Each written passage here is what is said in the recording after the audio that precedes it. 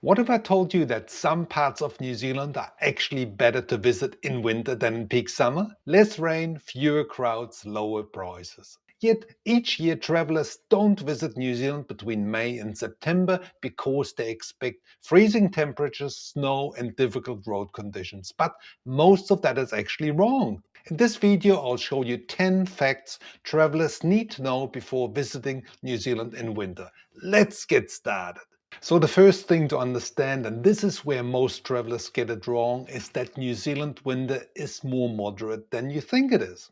Most people picture snow on the ground, frozen lakes and the -10 mornings, but for most of the country this is actually not the case, and here's the reality. In July, Auckland has an average of 14 degrees Celsius, that's around 57 Fahrenheit. Christchurch sits at around 11 degrees, and even Queenstown, the Alpine resort town, hits daytime maximum of 8 degrees. That's winter jacket weather, but not winter survival weather. So for my viewers in Singapore or India, yes, you'll need a proper warm jacket, but what you get in return is something most of you never experienced before. Clear, crisp, dry winter air. No humidity, no monsoon, and usually a lot more blue sky than you expect. So here's a handy tip. Pack in layers, not just a parka. A merino base layer, a fleece, a waterproof shell will see you through almost the entire South Island. Check out my video about packing for New Zealand. I'll put it in the description box below. Number 2, let's talk about snow. Most tourists assume New Zealand turns into a snowfield in July, but here's the thing, that's actually not how it works. In a typical winter, around 80% of New Zealand doesn't see snow at all. Snow is for the Alpine areas only. We're talking about the Southern Alps, Queenstown, Wanaka, Mount Cook, Arthur's Pass and the Central Plateau in the North Island. Everywhere else, the lowlands, the coasts, the cities, you get rain, sometimes frost overnight, but not snow on the ground for most parts. So if you want the classic New Zealand scenery and don't care about snow, the North Island and any coastal South Island towns give you the green and blue postcard look all a year round. But if you come specifically for snow, then base yourself in Queenstown, Wanaka or the Tongariro National Park. Now point number 3 is an interesting one, daylight hours, and that's a fact that often catches people out, even seasoned travelers. In June, you'll get about 9 hours of daylight. The sun is up at 7:45 a.m. and is gone by 5:15 p.m. Compare that to December, where you're getting 15 hours plus daylight. And you can see straight away the problem here when you're planning a trip. Well, this is not a deal breaker, but it changes how you build your days. You can't start a major hike at 11 a.m. and expect to be finished in daylight. You can't drive from Queenstown to Milford and back in a single winter day without driving in the dark. So the golden rule is start activities early, finish them early, and never schedule alpine driving after sunset in winter. That's where things go seriously wrong. So the cold isn't really the problem. Daylight is the real planning challenge for your travel itinerary, so keep that in mind. Now, in the next section, you can actually see where you can really win big in the winter travel season. So let's talk about money, because this is where most travel guides skip over. Visiting New Zealand in winter outside the school holidays and the ski peak season in July can be very affordable by New Zealand standards. But here's the kicker. It's not just accommodation. Rental cars and activities and tours drop too. Even some restaurants run winter menus at lower prices to keep the locals coming through. For anyone watching their budget, this is where New Zealand suddenly becomes a realistic destination instead of a once-in-a-lifetime splurge. Accommodation can drop up to 40% compared to the peak summer rates, like a lakefront room in Queenstown that costs you 500 New Zealand dollars a night in January, you might pay 280 in May or June. What to do? Avoid the July school holiday week. That's the only spike, especially for the key skiing areas such as Wanaka and Queenstown. Everything else is open season for deals. If you need some sample itineraries, you can download them in the description box below to get your planning started. Now, point number 5 will surprise many people because nobody talks about it. In summer, Milford Sound cruises sell out weeks ahead. The parking lot at the Hooker Valley at Mount Cook has 300 cars parked. Queenstown's main strip is shoulder to shoulder with tourists.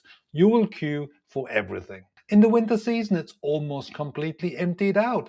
Milford cruises run at maybe a third of the capacity. The Hooker Valley, same trail, same views. You might pass 20 to 30 people the whole way. Queenstown's restaurant will take walk-ins. If you ever watched my videos and thought that scenery looks amazing, but I bet it's crawled with tourists, winter is the answer. You will get the same New Zealand just to yourself. Point number 6, operators opening hours in the winter season. Here's a common mistake that catches a lot of travelers. They assume everything is open in the winter season, so they skip booking ahead and then discover that the one trip they really wanted to do is shut for the winter months. The truth is this: most major operators run year-round, like the Milford cruises, the helicopter flights to the glaciers, the Queenstown gondola, all the big name tours they are operating.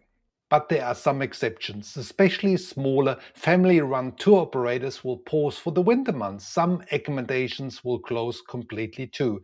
The great walking trails are open but unmaintained, so you need proper Alpine experience if you want to hike them. So here's a handy tip. Before you lock in your itinerary, check with the operators' websites for the winter schedule or call them directly. Most will tell you straight up, and if your dream activity isn't running, check out alternative options, even in another region. Often that's all it takes. Right, the next 4 points are where most winter trips actually fall apart or come together. Especially point 10, where I'll show you the 3 regions where the winter season is often the best time to visit, not the worst. If you find this video helpful, please hit the subscribe button below to stay in touch for more helpful travel videos to come. Also, please tick that little like button below as it helps our channel to grow. Thank you very much. Right, next is an interesting one: driving New Zealand in winter. Okay, this is where the fear sets in for most international travelers. I hear this all the time when I'm working with travelers on the itinerary, and I get it, but the reality is far better than the rumors. Most of New Zealand's main highways stay open all winter. State Highway 1, the main spine for both islands, remains open. The West Coast roads open. Lewis Pass, Arthurs Pass, Haas Pass, they're usually open with chains, advised for the worst days, which do happen once in a while. The Crown Range between Wanaka and Queenstown can shut overnight after heavy snow, usually cleared within hours. The Milford Road shuts for avalanche control on the worst days, typically only for a few hours a day too. So the golden rule before any Alpine drive: check with the 𝗬𝗎𝗄𝗎 website. It's free, it's accurate, and it tells you exactly which routes are open, chains required or closed. I'll put a link in the description box below for you to check out. Now, point number 8. Now, this is a bit of a catch for a lot of people. Most people think they need a 4-wheel drive or an all-wheel drive for New Zealand winters. For 95% of the trips, it's actually not the case. A standard 2-wheel drive rental car will handle almost everything. The roads are well maintained. Even the Alpine passes are cleared on most days, although you do need to look out for black ice on the roads in the morning hours.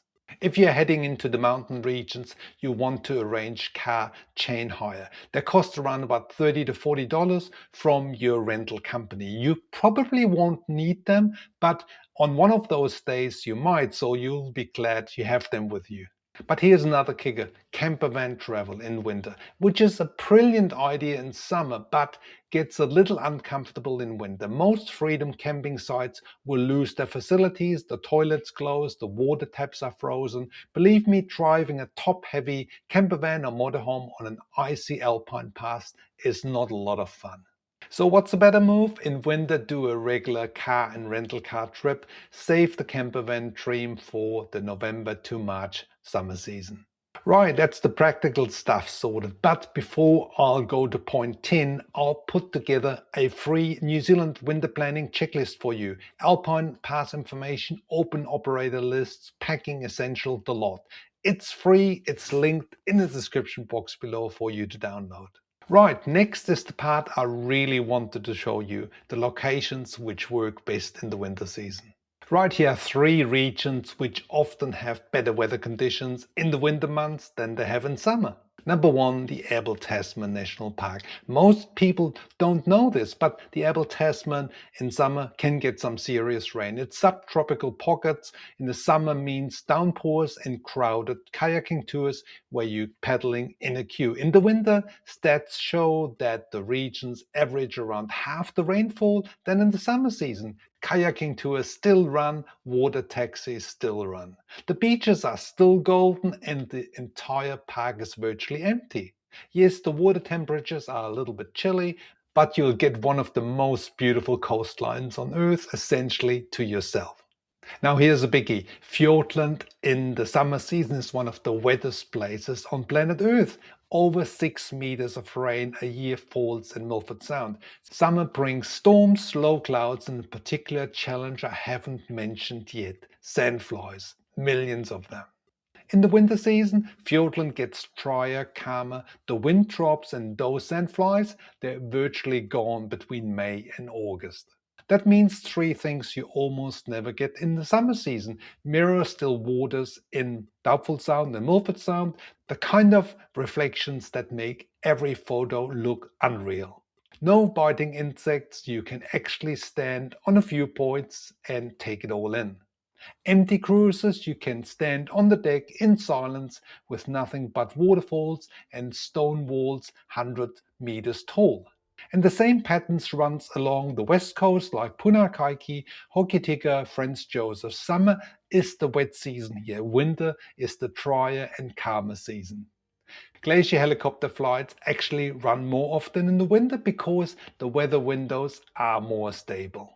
So here's a quick recap. Winter in New Zealand is not European winters. Snow stays in the Alpine zones. Plan for short days. Save up to 40% on everything. The crowds vanish. Most operators stay open. Check the few that don't.